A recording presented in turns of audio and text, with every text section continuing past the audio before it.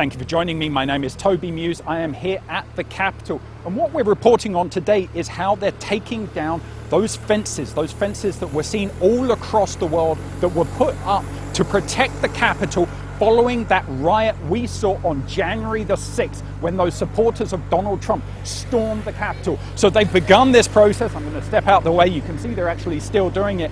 Earlier today, there were these tall black fences that ran all up and down this road. You can see where they were. If we just come over a bit closer, here was where they all were. They ran all the way up there. They ran all the way down there and surrounded the Capitol. And this process finally is that they are being taken down. The process started on Friday. It's thought that they could come down, all of them come down as early as Saturday, or it could go on into Sunday.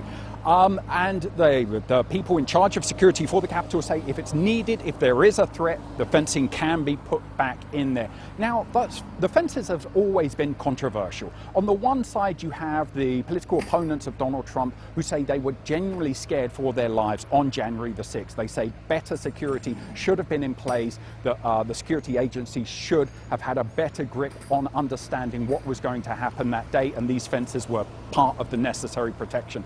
Other people, though, really didn't like the fences. They said they were ugly. It gave the wrong kind of signal. It was separating the politicians from the people they're supposed to represent. And others said it was a gross overreaction, part of an overreaction, that if you include the cost of the National Guard that were brought into this city following that day of violence, runs into hundreds of millions of dollars. Now, that day of violence, obviously everyone remembers there's horrific scenes we saw as they were fighting all around in the Capitol. More than 500 people have been charged for that. The police say over 100 officers were injured in that violence that day. 5 people did die. 1 rioter was shot dead by police. 2 other people died of heart attacks. But what comes next for the security of the Capitol? That's what a lot of people are wondering.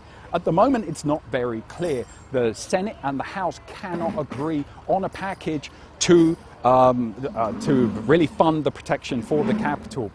The House passed a bill in May for $1.9 billion to protect the Capitol. It's reached to the Senate, and both Democrats and Republicans there have objected to the bill. They say, the Republicans in particular, saying that's just too much money, and they're waiting for a better assessment to see exactly how much money would be needed. So those negotiations are ongoing. But Democrats warn if funding isn't found soon, the police department in charge of protecting the Capitol could run out of money for basic operations as early as August. Now, obviously, this is a story we're going to keep on top of. We're going to keep reporting and bring you the latest. My name is Toby Muse. Thank you for joining me here today.